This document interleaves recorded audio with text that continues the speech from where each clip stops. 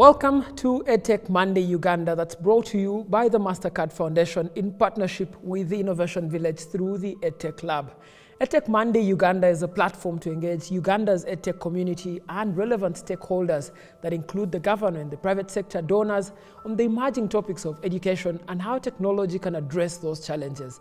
EDTech Monday is held once every month as we dissect the education sector, the future of education, and the available opportunities to grow. In this last episode for the year, we explore the topic of getting to the root of strengthening STEM. How do we ensure that more young people in Uganda are able to access STEM training? And what role does technology have to play in making STEM learning more widely available? And today I have an expert panel of people to discuss this with me. And I'll start with an introduction from my left-hand side. Thank you very much, Raymond.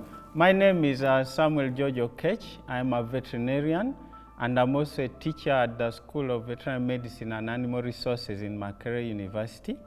While there, I also mentor students who have been sponsored on the MasterCard Scholarship Program at Makerere University. And for my school, I also coordinate matters related to use of educational technologies to enhance teaching and learning. Thank you so much. Dr. Annabelle? Yes, thank you very much, Raymond. I'm Dr. Nabella Havinka Basaza Ejiri. I'm a doctor of computer science and information systems. I do work as a lecturer in Makerere at the College of Computing and Information Sciences. It's so exciting to see that we have this wonderful opportunity where we are going to be able to discuss on core issues concerning STEM. I'm equally a board member of NITA Uganda, where I do move forward the agenda of digitalization throughout the country. Thank you so much. Shiba? Thank you, Raymond, and thank you, MasterCard Foundation, for this opportunity. My name is Shiba Nwensima from YEA Solutions, and I'm an Innovations Coordinator at YEA, which is a Ugandan organization whose mission is to develop resilience and creative problem solving in young people with hands-on STEM education. And since 2016, we've been showing young people how to use the engineering design process, to use the science and math that they study in the classroom to design technologies that solve problems in their local communities. Thank you so much, Shiba. We're going to have a conversation, of course, where we talk about the work that you're doing. But I want us to start by, if you could just tell us, from a layman's perspective, this word STEM is very intimidating. What does it mean? What's STEM, and what's the place for STEM in Uganda? So STEM is an acronym for science, technology, engineering, and math. So it embeds everything that is involved in science, technology, think about math, engineering as well. What work have you been doing in particularly this STEM sector? What's the role that STEM plays in Uganda's development? Since 2016, we've been teaching young people how they can use the engineering design process to use the science and math that they study in the classroom to design technologies that solve problems in their local communities. And in light of COVID-19, we designed an offline remote learning app called YEA Air Science. So this YEA Air Science app is able to run on basic keypad phones and also uses radios. So our students don't need the internet or even smart devices. So you can think of it as an online course or a MOOC, like edX or Udemy or Coursera, but our users do not need smartphones or even the internet. Thank you. Let me bring in Annabella in this conversation. You have a bird's eye view from both NITA and the bodies that you sit on. You have a bird's eye view of STEM in Uganda. What would you say has been the growth and development of STEM, and what would you say is the future of STEM in Uganda? Thank you, Raymond. Where are we now? If we look at STEM, STEM has gradually grown over the years. If we are to quantify it in form of numbers, we would say we would rate ourselves at around 30 to 40%. We would rate it that way given the history and how far we have come as a country. We did begin by having several initiatives in different areas in trying to have all the sciences totally get up to date, and also see how we can diversify it in all the teaching and learning, especially from the primary route. So Raymond, looking at it, we are not yet there. We still have work to do. However, it is good work in progress in the right directions. Thank you so much. I want to bring in Samuel into this conversation. You sit really in the kitchen where people learn STEM from. From where you sit from, what has been the uptake of STEM in the university, but also what do you learn? Okay, thank you, Raymond. It's true, being a teacher and a teacher of a science-based program, I'm definitely in the kitchen, like you said. And our kitchen is producing people for the market out there. Thank God for technology.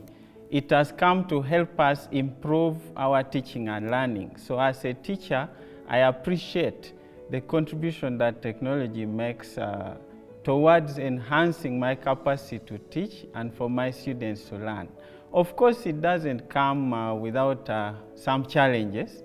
There are challenges along the way that students experience, challenges that we teachers experience, and challenges that the administrators also experience. But these are always surmountable. We can be able to get around them. So the experience that we've had, some are painful, some are very nice. Now the painful side of use of technology in learning, and particularly in promotion of STEM, is the issue of digital divide. It's not only in our classrooms, it's a countrywide thing, but also perhaps global. There is always that digital divide. One side of people are already using technology at certain levels, and one side is still far behind. So the challenge is bringing every student, every teacher to the same level to be able to apply these technologies, especially to promote STEM. Thank you so much, Samuel. You mentioned something that's really important, the digital divide between the people who actually are digitally literate and those who aren't. And I want to bring Shiba into this question. How do we enhance STEM learning in a country like Uganda, where the digital divide is really large and very prominent? Talking about that digital divide as well, we've spoken about Air Science being an offline remote learning app for students. So we also try to reach out to students who are in last mile populations, under-resourced populations as well, and we provide high quality STEM education for them. So in this way, they are also able to interact with us. We can know how they are getting this content, how they are comprehending the content that we are putting out there, and we can know, because we've seen that students actually want to learn science. Because to begin with, when we began Air Science, our target was 10,000 students, and we hit that target even within the first month. And we realized that the need for STEM education is really high, and we also can't learn it by just reading textbooks, and they need to get hands-on experiences with these, with the different points that are being provided. Dr. Annabella, how does government and its agencies solve this digital divide problem? Already you have private sector players like Shiba who's telling you that they're doing something. But how does government get in to solve this problem? As government, several initiatives have taken place. However, I would want to mention some that the Ministry of ICT and National Guidance has been able to put in place, under which UCC as well as NITA Uganda are the two agencies that handle it. They have the research initiative funding that has been able to set up several labs that are solar-oriented, funded under the RCDF throughout, I think, for over the past 10 to 15 years, sponsored by UCC. They have set up several labs that are internet funded. They have entire computers, a minimum of 100, 200 in each of the different labs, in all remote areas, several primary schools, secondary schools, as well as universities. At Makerere, there are several of the labs that do have these funded research labs. Busitema has several of them. Moni, equally the same, would go to Kabale University. We go to Mbara University, where I was a former dean, and we had several of these labs that were funded and that had solar as well as equipment in supporting them. Several initiatives have been done from infrastructure, including providing internet. When you look at NITA, they do offer the national backbone infrastructure, which has gone over the years to several phases. We are currently looking at the 5th phase, where we have now completed the last mile in the 4th phase and trying to focus on the grassroots person, the citizen at the last end. And so we are so confident that having the president sign and complete through the phase 5 that will cover over 6,000 kilometers. We currently have over 4,000 to 5,000 kilometers that have the infrastructure going through. And of course, priority is given to education institutions, the health institutions, the local governments, and several other initiatives. So everywhere there is a school, that is part of the core stopping points in trying to breach this digital divide. Shiba, you had something you wanted to add? Yes. As Dr. Annabella, who is also my former dean at MUST, was talking about reaching students in last mile populations as well, one thing that we at YEA were thought about including is leveraging the already existing technology, which is USSD. We are already using it in for banking. We are already using it for healthcare, and actually repurposing it to provide high quality STEM education to students, so that we merge that for students who don't have the internet, who cannot access smartphones, but can actually benefit from this high quality education as well. Samuel, I want to come to you before we take a very short break. In terms of inspiring young people to take up STEM education, have you found any challenges outside of the infrastructure? Of course, Dr. Annabella has mentioned the kind of work that's being done to improve the infrastructure, but in terms of the passion of students taking up STEM education, what challenges have you encountered in that regard? Raymond, I think this starts from very far before they get to university at my level. It starts actually in the homes as well and in the primary schools. Some of the issues that affect our children taking up STEM education arise from just fear. Fear that has been promoted by maybe peers or parents. They say mathematics is so hard, science is not easy, don't even go there, focus on other things. Now that fear, a child grows with that fear, and in the end, they don't take up interest in STEM. So this goes also to parents, what we tell our children, and also the teachers' motivation of kids while they are still young. You know the saying in African culture that you can attempt to straighten a branch when it's not dry. When it's dry, you just break it. So we have to start nurturing them when they are still young and malleable, can be shaped to different directions of interest.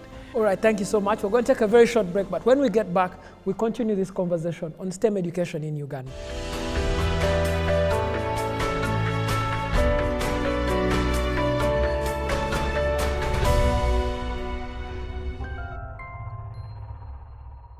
Thank you so much for staying with us. We're having a conversation on STEM education in Uganda, the challenges that are there, but the opportunities that also exist. And we've just been talking about the kind of education, the kind of passion that needs to be inspired in the younger generations to take up STEM education. And now I want to go to Dr. Annabella. We've talked about many of the problems in STEM education in our first part, but now I want to talk about the kinds of opportunities that exist. There are young people out there who are watching this program and saying, okay, how do I get a slot? Which opportunity do I have to take part? Which opportunities can I jump on in STEM education? And do you have any that you'd like to share? Since 2017, the government of Uganda, through the Ministry of ICT and National Guidance, under the National ICT Initiative Support Program, has been able to graciously provide some minimum funding where we are able to support the young innovators within the country to solve our local problems that are ICT oriented. And so there is minimum funding that's available. As a country, we have now reached a level where we believe in our ICT experts to provide us with ICT related solutions to government and even to all the other private sector. A case in point, I'll bring through quite of a number of initiatives that will soon, that are already running, yes, and several others that will be able to run along the way.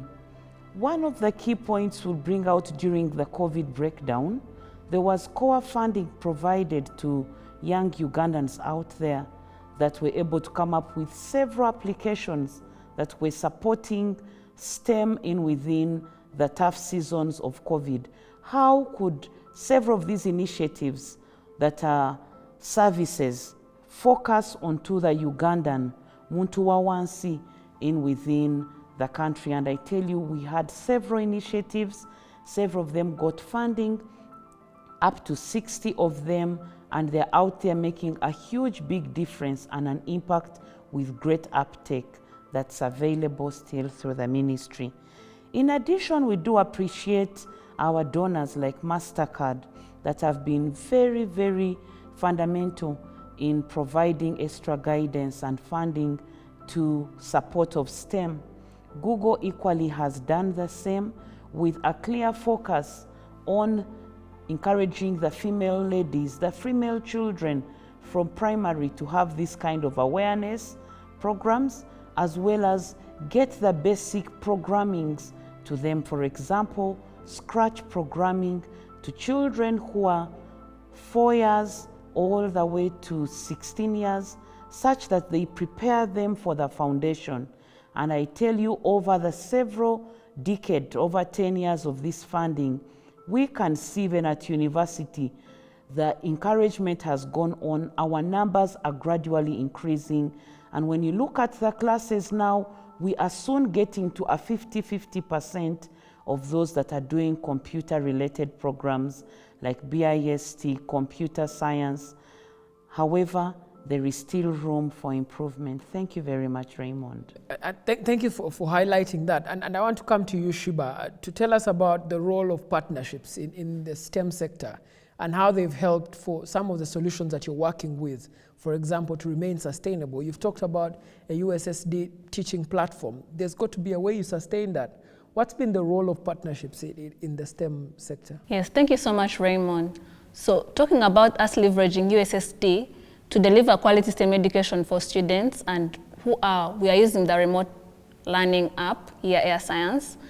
Talking about partnerships, USSD, we use available networks, for example, MTN and Airtel as well, and partnerships would greatly improve how many students we provide this resource to. If, for example, we had zero-rated USSD costs, because that is where most of our resources go. So if we were able to leverage partnerships like with these telecom companies and get zero-rated USSD, students can access this program, then we would be able to use this nationwide virtual classroom and provide even more resources and opportunities for these students, even the ones that are out of school. Samuel, what are those partnerships for you that would sort of spark a change in the STEM education? And you've been teaching for a long time, so you must have at least found some solutions. But what are some of those partnerships that you'd recommend, and where should they go to? All right, thank you very much. I'm so passionate about partnerships because I believe that we don't live in an island, and we all live to support each other. There is a section in the Bible that I love to read about one body with many parts. Each of those parts does different things, but for the good of the whole body. So that's how I look at partnership. Each one brings something for the good of everybody. Now, bringing it down to education, I think we should first focus on why we are training and then move on to who should be involved. We know that government and the private sector are looking for people who are knowledgeable and skilled to go and provide services out there, or to go and create jobs, to go and manufacture products that can be sold, or to solve people's problems. So the universities are training people to produce that manpower that the government needs, that the industry needs, especially in this time when we are talking about industrialization in our country. So it's so important that STEM education is strengthened at all levels. So having said that, you can now already see that I'm driving towards partnerships in different directions. I want to give some specific examples of how we have worked with the private sector as a partner. So in our training programs, I can comfortably say in most universities we have in the country, our training programs have an element of taking our students out to the industry there to go and experience what happens there as a way of learning, but also as a way of offering service in their own way, at the level that they can. So we call that service learning. They go and offer service, of course in a limited way within their capacity, but they are also learning from there. So the people in the industry, firms and individuals out there who have accepted our students to go and learn with them are our very, very key partners out there. And the same goes with the local governments. We send our students in different programs of training at the university. So those are our very key partners. Then I know Shiba and Annabelle have already mentioned the contribution from the internet service providers has been enormous. I know that MTN and Makerere University recently had a very good understanding for strengthening the use of technology in teaching, and particularly enhancing access for students and teachers to the learning management system that we are running at the moment. So that is another example of a very strong partnership. The other angle is, in some of our programs, we invite people from the industry to actually come into our classrooms and talk to the students and tell them exactly what happens out there, what they would like to know before they get there. And we believe so much in that, because we believe somebody should know the end before they even start the journey, know where you're going and what is there out there that should motivate you to take this journey to that location. So they come and work with us.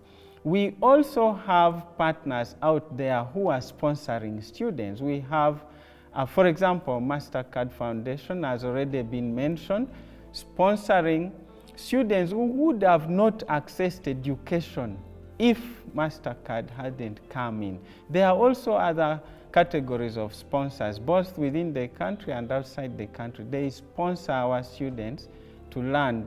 That's another form of partnership.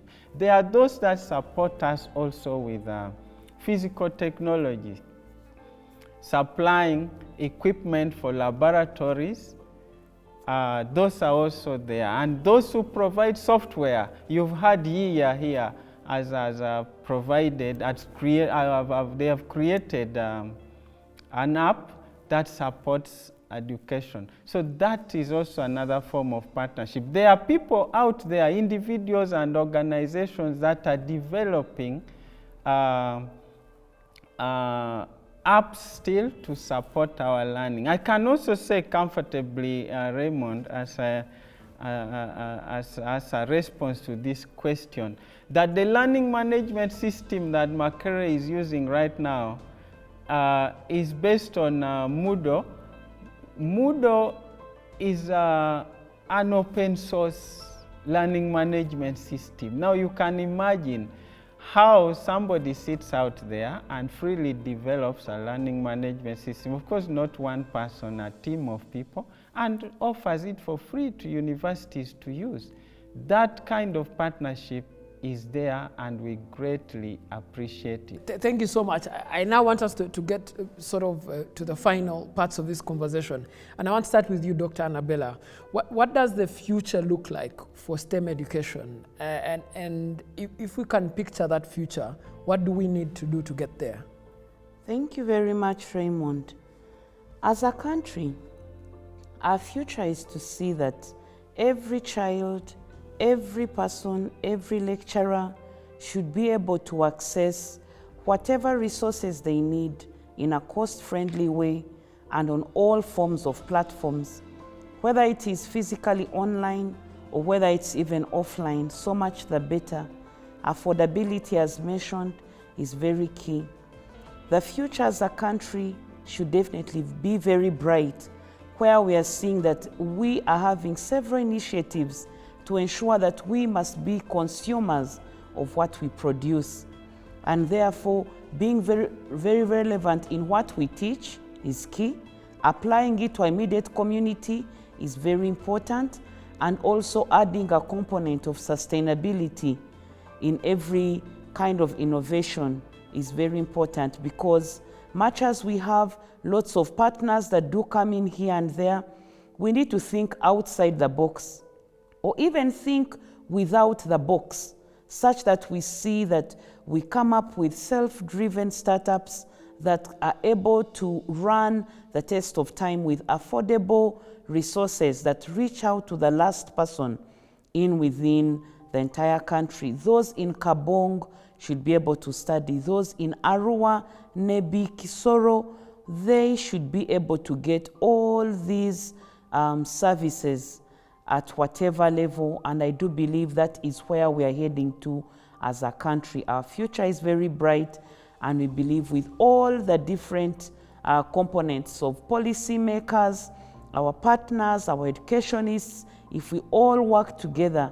I'm very sure that we have several of these that are going to be able to make our big dream come true as a country in achieving our bigger goals towards STEM. Thank you. All right, thank you. Shiba, what does the future look like? How the future looks like? Raymond, what I can tell you is that the number of students who are, the youth out there who are hungry to actually study science are really very many, because we are currently reaching over 50,000 students, and so many of them, over 26,000, are already enrolling for these STEM courses. They want to learn, and it's not accessible to them. So how can we make sure the future and this quality STEM education is accessible for everyone?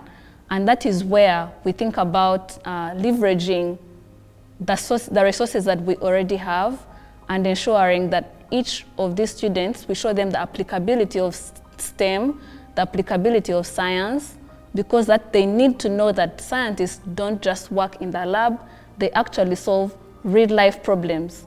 And that is the only way they can be interested in being a part of it. Thank you so much. Samuel, what does the future look like from where you stand? Yeah, thanks again, Raymond. I love what Annabelle said. Think without the box. It's a very good phrase that I have taken today. That's one of my take-homes. I think that that's going to be very, very important for us to be able to democratize access to STEM education from the early stages through to the university. We should now start looking at things that are not traditional, ways that we should innovate ways of taking this opportunity out there to everybody in whichever corner of the country. Now, to promote STEM, of course, like I said, it starts in our own houses. Each one of us, if you sit there and look around, you will see a solution that has been provided by STEM. It could be the food you're eating, It might be the soap you are using to wash your plates or bathe, or the clothes you're wearing, or even the ventilation system in your building. There is an element of STEM in it. So the solutions that our children who go through training are providing should motivate us to support STEM. So I think the future has a great opportunity. It's only how we are going to engage in it. And from a teacher's point of view, I would like to say we need to focus very strongly in supporting the teacher and the learner within their environment. To promote STEM, or to make sure our children who have interest in STEM, who are going through school and university, enjoy the experience, we must ensure that the teacher is capable of delivering what is required. And the teacher should focus on producing a person who will be relevant to our market. And that connects, therefore, to the design of our programs, courses, or curricula. They should be linked to the need out there in the real world. So then the other aspect is, besides the teacher and the curriculum, is also the learner. The learner must be motivated. So the teachers must now be trained in the use of technology to promote STEM. And I told you about the generation we are teaching. They require things that have a lot of fun in it, things that require technology. So now teachers must be able to build in some fun in the learning activities. And that requires that we train these teachers in a new skill, provide them with a new skill in instructional design. But that alone does not help. We also must ensure that this teacher has capacity, therefore, to deliver that curriculum. The technology is required, whether the hard ones or the soft ones that he needs should be provided for him to be able to, him or her, I have to be sensitive here, for the teachers to be able to deliver appropriately, to train this person who leaves the university should live with the skills and knowledge that will provide the right solutions out there, not somebody who is going out and people will cry when they try to intervene in their problems. Now, one key important thing is the motivation of the teachers at all levels. We do appreciate, again, I must appreciate government for enhancing the pay for science teachers at all levels. That should be appreciated. Of course, it's never enough. They deserve a lot more, and we pray that the enhancement continues. But we do appreciate so far what has been done. That should motivate them. The next level of motivation is the right policies and the right leadership and administration within their working environment. Provide them with the space. And I also appeal to the teachers. Give the children the opportunity to try out and make mistakes and learn from them. That is how they are going to appreciate STEM, especially when they see themselves now starting to also contribute to solving problems by designing. I see lots of students of computer science now designing apps. I can share with you quickly, Raymond, if time allows, that I had a student of veterinary medicine who reached the third year of vet medicine and crossed to computer science. And we were like, yes, that's your passion, go. But he came back in his final year and he designed an app for somebody to monitor cattle on his farm from his office. And that was beautiful. This guy married the veterinary knowledge with the ICT knowledge and was providing now solution to problems out there. There are lots of people who are farming, they don't have time to go to their farms, but they want to know how this cow called John, how this other one is performing. So the herdsman can give them that information quickly. And that kind of app, if it is developed, it provides solutions. So it makes the student very interested in promoting or enhancing their capacity to do even more. Yeah, but Doctor, thank you so much, Dr. Okech. When you were speaking, and also lastly about like Dr. Thomas Edison, I remembered when he was trying and people asked him what it felt like to fail so many times. And what he said was, I haven't failed, I just found 10,000 reasons. 10,000 ways that didn't work. So when we are using, for example, the framework that we talked about, the different aspects, for us at YEA, we called it the real framework, where when we're designing, we get to know, is our content relevant? How can we make it relevant, energizing? How can we make it active? Like you said, we need to make it fun and experiential and also learner-centered. How can the concepts that we want to teach be embedded into interesting projects? Students need to continue doing these projects, and as they fail, as they continue to learn, they need to know there is no one way to actually solve a problem. They can try as many times as they need to, and this is also showed as when students answer lesson questions, for example, and they get it wrong using like their keypad phones, we can let them know and be like, you can try again to get the right answer. So this encourages and develops resilience, perseverance, preparing them for the real world, because you just have to keep trying until you get it right. All right, thank you so much. Keep trying until you get it right. This brings us, of course, to an end to a very engaging conversation on STEM education in Uganda. Thank you so much, those of you that have watched EDTech Mondays for the last 8 episodes. We'll be back really soon, but this particular episode of EDTech Mondays brings us to an end of this year's edition of EDTech Mondays. Have yourselves a good day.